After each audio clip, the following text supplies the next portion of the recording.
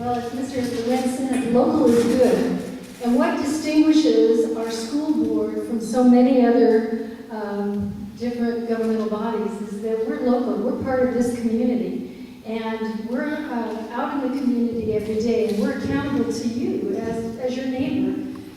You can walk up to us and talk to us. We're not so removed from everyday people that we can't be answerable to you for everything we do. And I don't know if everybody recognizes, but the time that we spend in board meetings is just a small part of what we do as on the school board. We're out in the community all the time, going to schools and visiting people and into the community, involved in different boards. And every time we do that, we're hopefully working on collaborations with the community and trying to bring people together. And I think that is part of the role of the board.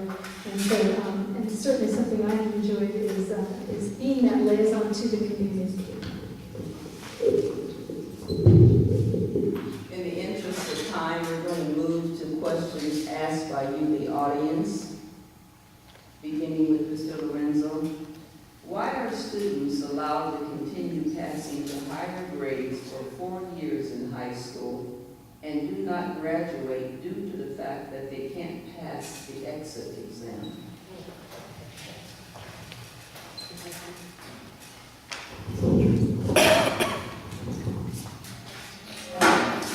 I don't know. You know, I really I don't agree with that. I know that it is a very difficult question because not everybody is on an equal playing field to start out with, and not everybody can do certain things, educationally speaking. Some students are better at taking tests than others. Some students are better at doing homework and being on task with assignments and things. And so when you test, like the college exit exam, or the high school exit exam, just to the test, you're going to have students who probably know the information, but test taking is not their forte. So they're gonna fall to the wayside, and it's not really fair to them. And then there's others who shouldn't have passed, through those grades, and they're going to pass the test. And I say, good for them. If you know that, if you've got that knowledge, then you can move on. But I think the goal of the board, the goal of the school district should be, at the very least, all of our kids that have gone to 4 years of high school should be able to pass that test. It's, just having, it's much like No Child Left Behind test. There needs, the problem is there's no exceptions, there's no room to, to look at each person's individual needs in that. However, on the other hand, we do need to, we need to have the basic standards for everybody. What is a high school diploma in Riverside? How is it comparable to a high school diploma in Fresno or Sacramento if we don't have, unified standards? So it's a very tough question, but I do think, just on the face of it, you probably shouldn't be getting that diploma if you can't pass the test, the basic test. But it's definitely something that we need to work hard on getting everyone out to that level.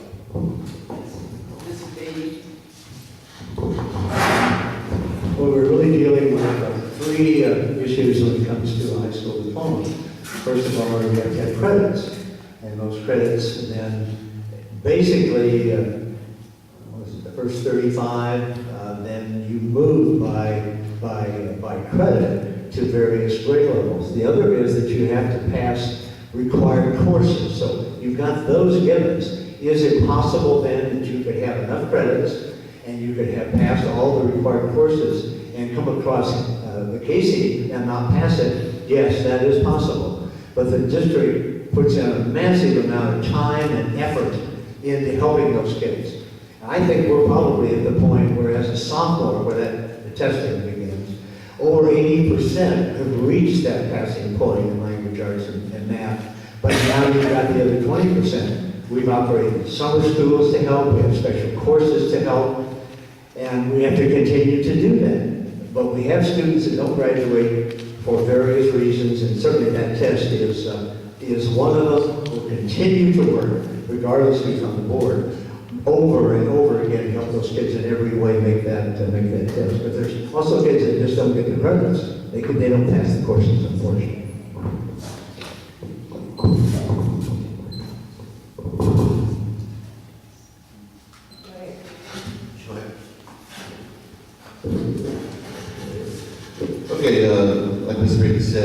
three requirements that's required in order to get your high school diploma.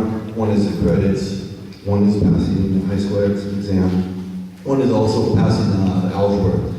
So you need those three in order to get your actual high school diploma. I think there's many factors that probably why a student is not passed the high school exit exam. A lot of times what happens is that the student is able to,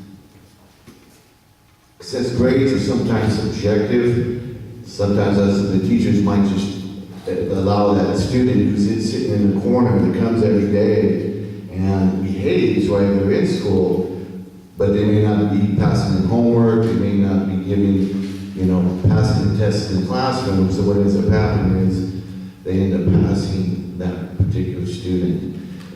That could be one factor. It could be factors ranging from, there's several times that the student can take the test. Maybe the person only took the test one time. There are other issues involved too. Like Chuck Bailey said before with regards to interventions. There's summer school, there's actually classes that it's basically set to that particular subject, in math or English. There's also chances where there's several chances you can pass it. So if a student is struggling that bad by the time they're a senior, somebody messed up. Because there are opportunities to intervene as soon as possible to help that student achieve. But again, it's a comprehensive issue. There might be, who knows what kind of problems there are with the student.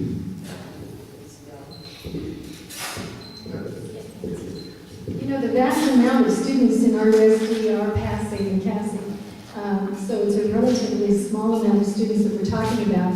And yes, we do have some problems that probably reflect back on our English language issues that we were talking about earlier with regard to the language portion of the test and some other issues. And I mentioned math being a problem across the district.